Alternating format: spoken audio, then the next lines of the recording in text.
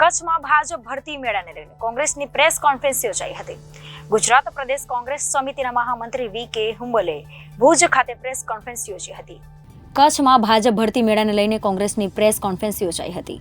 ગુજરાત પ્રદેશ કોંગ્રેસ સમિતિના મહામંત્રી વી.કે. હુંબલે ભુજ ખાતે પ્રેસ કોન્ફરન્સ યોજી હતી. કોંગ્રેસ કાર્યકર્તાઓના પક્ષ પલટા મુદ્દે યોજાઈ હતી.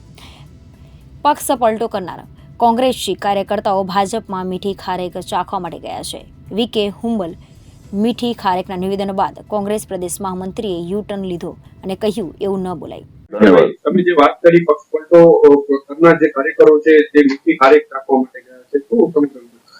હવે મીઠી ખારેકનો અર્થ મારો તમે જુદી રીતે બીજો ન કરજો. એટલે મતલબ કે કાંઈક ને કાંઈક મીઠાઈ ખાવા માટે કે મેળવવા માટે ક્યાંય ગયા હશે, બરાબર છે. એટલે મીઠી ખારેકનો, કારણ કે આપણે અહીંયા કચ્છમાં બદનામ થઈ ગઈ, પછી મને એવું લાગ્યું ખરેખર આ શબ્દ ન બોલવો જોઈએ. મીઠી ખારેકનો મતલબ એવો નથી કે ખારેક બદનામ છે, પણ માણસ કાંઈક મીઠાઈ ખાવા માટે, કાંઈક મેળવવા માટે આપણે આ પાર્ટીમાં ગયા હોય એવું મને લાગ્યું. Bureau report Janadesh news Kutch.